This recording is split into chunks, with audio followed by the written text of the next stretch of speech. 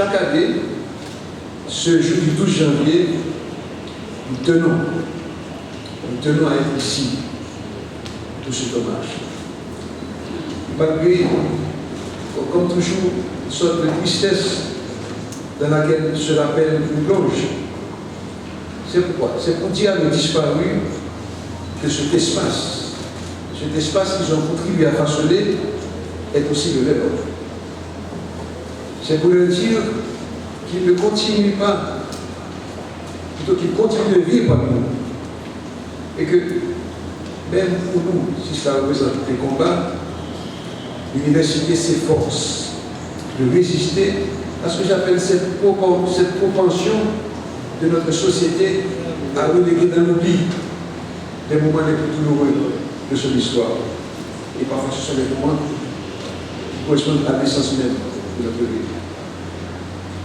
Nous faisons l'effort ici à Quisqueya de résister à cette tentation de vie, à cette domination de vie, qui est le principal ennemi de la mémoire. Nous efforçons d'inscrire cet office dans une sorte de tradition que l'université, de génération en génération, devra entretenir. C'est d'une certaine façon aussi entretenir le processus de construction de notre propre identité collective. Sans mémoire, nous sommes rien. Je veux aussi rendre hommage aux personnes connues ou anonymes qui ont participé aux opérations de sauvetage des blessés en survivant sur les décombres. Je ne sais pas si c'est là, mais j'ai toujours en mémoire chaque année le professeur Diespoya, qui a passé la nuit avec nous, et le sergent Bédard a aidé à sauver plusieurs jeunes à la sortie de cette décombres. Le courage, bien sûr, c'est un instant présent lorsque l'adrénaline est à son paroxysme. Mais le vrai courage, c'est aussi après, quand l'intention du corps, de l'esprit ont baissé et qu'il faut faire face, presque dans la solitude, à cette réalité. C'est pour ça que j'ai pris comme exemple le courage, cette fois sur le long terme, celui qui représente la création du Collège des Oliviers, fondé par Jacques Leduc, qui est le de la faculté, et sa fille Jacques Aranda. On a donné même du site qui est aujourd'hui la référence en Haïti en matière d'enseignement à distance. Plus de 10 ans de travail acharné pour réaliser cette presse. Ils ne se sont pas laissés abattre par l'adversité, malgré l'immense douleur.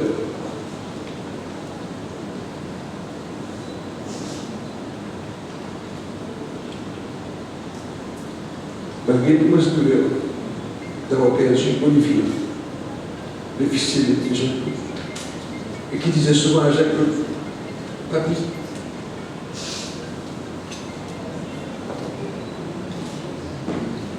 va chercher Jacques pour voir, je peux dire Jacques pour voir. Parce que j'adore le jeu. Et que ça fait. 13 ans après cette catastrophe, qui s'en a pris, qu'avons-nous appris?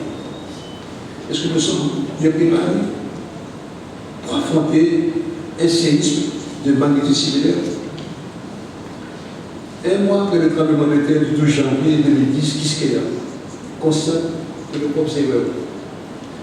Nous étions déjà mobilisés sur le fond de la construction de nouvelles compétences pour préparer nos ingénieurs à être mieux outillés, séminaires, ateliers de formation de professionnels, travaux de recherche-action, émissions de vulgarisation, etc. C'est un effort continu. C'est la raison pour laquelle, cette année, nous avons sollicité le Collège national des ingénieurs et des architectes pour exposer et rappeler, à titre d'information et aussi de prévention, des principes de la construction par la suite. Ce devoir de mémoire participe aussi à la cohésion de notre société, que les jeunes et les moins jeunes puissent se sentir appartenir à quelque chose de commun, à la nation, à une histoire commune. Il faut créer les conditions d'une conscience collective haïtienne, sans laquelle toute société risque de tomber dans le chaos. On ne peut que déplorer de nombreux films en Haïti de sérieux de recueillement, comme se pose le dit que nous sommes peut-être la seule université à avoir accueilli. il me paraît important de ne pas oublier, de ne pas s'abandonner à nous, de ne pas banaliser ce moment et de garder précieusement en nous le souvenir de nos disparus victimes de voies violentes et que l'on n'a pas pu malheureusement accompagner vers la paix comme il le fait. Il nous faut lutter contre l'oubli. Je ne parle pas de l'oubli individuel, consécutif à des événements traumatisants. Je parle de l'oubli coupable de la collectivité, de l'oubli institutionnalisé des autorités qui nous gouvernent, du silence des responsables, de l'oubli qui se confond avec le silence pour la disparition des preuves.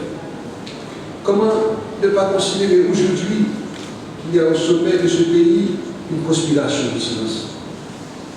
Tout comme les massacres qui sont en ce moment perpétrés par les gangs et qu'il ne faut pas loucher de la condamnation des administrateurs de l'État. Le 12 janvier 2010, à 16h53, dans un crépuscule qui cherchait déjà ses couleurs de fête au commencement, Port-au-Prince a été chevauché moins de 40 secondes par un de ces dieux dont on dit qu'il se represse de chair et de sang. Chevauché sauvagement avant de s'écouler, cheveux hirsutes, yeux révulsés, jambes disloquées, sexe béant, exhibant ses entrailles de ferraille et poussière, ses viscères et son sang. Livré, déshabillé et nu, Port-au-Prince n'était pourtant point obscène. Ce qui le fut, c'est sa mise à nu forcée. Ce qui fut obscène et le demeure, c'est le scandale de sa pauvreté. Le 12 janvier 2010 à 16h53, le temps s'est fracturé. Dans sa faille, il a scellé à jamais les secrets de notre vie, englouti une partie de notre âme, une âme qu'elle nous avait patiemment taillée à sa démesure. Dans sa faille, le temps a emporté notre enfance. Nous sommes désormais orphelins de 100 lieux, de 1000 mots. Les rues jouent à Colemaïa, la peau cachée, avec le souvenir. Certaines façades sont des ombres et des fantômes qui rôdent déjà que nous croyons toucher les yeux.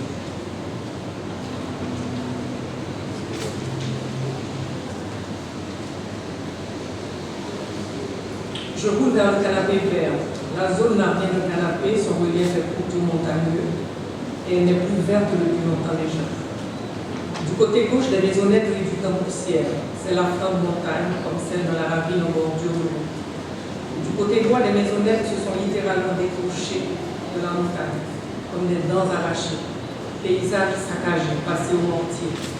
La misère est encore plus frappante quand on fouille dans ses entrailles. Le séisme lui a retourné les viscères, comme pour nous convaincre. Si nous n'étions pas encore convaincus. Sur les trottoirs, des corps, encore des corps, on en a porté jusque-là. Des deux côtés de la route, des hommes, des femmes et des enfants se déplacent, portant une valise, un baluchon, ou un matelas sur la tête, des cuvettes en plastique, un réchaud, quelques ustensiles. Un vieillard ratatiné et maigre est transporté par deux hommes robustes. Ce sont des images déjà vues à la télévision, dans les magazines ou au cinéma. Ces flous se contredire, voir et emmagasiner avec les revues, la télé ou le cinéma. C'est fou ce que les malheurs du monde se ressemblent. Je ne peux pas savoir quelle forme prendra ce déplacement de population, exode vers les provinces certainement, mais dans l'espace urbain, je ne sais pas. Ce dont je suis certaine, c'est que ces femmes et ces hommes lâchés le long des routes ont un flair, un nez bien à eux. Cela fait 2 siècles qu'on ne croit plus ni au gouvernement, ni aux promesses des hommes politiques, ni à celles du pouvoir économique, ni à celles des intellectuels, ni à moi, ni à vous. Quand il leur est arrivé de croire, ils sont toujours vite déchantés. La défiance est aujourd'hui endémique, structurelle et pour cause. Cela fait 2 siècles qu'ils ont pris le pli d'avancer seuls dans l'histoire. Cela fait 2 siècles qu'ils esquivent tous les gouvernements, tous les hommes politiques, tous les pouvoirs, avant même de ces gouvernements, tous ces pouvoirs les ignorent. Ils ont cette longueur d'avance-là, qui fait qu'ils les prennent tous toujours de court. Aujourd'hui, plus aucun gouvernement, plus aucune instance internationale, plus aucune ONG ne peut les rattraper. Ils sont réfractaires à toute crise. Ce faire est bien plus qu'une posture, mieux qu'une stratégie, c'est un savoir. La sophistication de ce savoir n'a rien à voir avec ce que l'on enseigne à Harvard, l'ENA, Oxford. pour ceux qui s'analysent au FMI ou à la Banque mondiale. Il n'a rien à voir non plus avec le grand soir des socialistes, guévaristes, maoïstes ou trotskistes. Parce que ce savoir ne repose sur aucun espoir dans les pouvoirs ou dans les lendemains qui chanteront. Son postulat premier est précisément que l'espoir n'est pas la seule réponse. Si l'exclusion a donné les résultats que nous connaissons, ce savoir peut-il être une issue aujourd'hui? À l'époque, j'ai écrit, je ne sais pas. Aujourd'hui, je dirais, je ne le pense pas. Ce savoir doit s'articuler à d'autres savoirs pour que nous cessions d'être dans la familiarité du pire. Le 12 janvier 2010 a mis en évidence une catastrophe lancinante, tout aussi dévastatrice que le tremblement de terre, notre bilan d'État national. Mais le bilan est aussi celui des relations entre les pays du Nord et ceux du Sud. Haïti, première république noire, a été isolée par toutes les grandes puissances esclavagistes et colonialistes. Puni pendant de longues décennies et sommé de payer une dette à la France pour avoir osé réaliser l'impensable pour l'époque, la conquête de sa liberté par un peuple nègre. L'expérience haïtienne, je le dis souvent, est à la fois un monde et une matrice. Elle préfigure dès le début du XIXe siècle la nature et les traits de ce qu'on appellera plus tard les relations nord-sud. Le 12 janvier a forcé le monde, le temps d'une parenthèse, si brève soit-elle, à sortir de l'amnésie, à être haïtien. Et après, rien. Ce que nous vivons aujourd'hui en 2023 est un rappel brutal de cette vérité crue.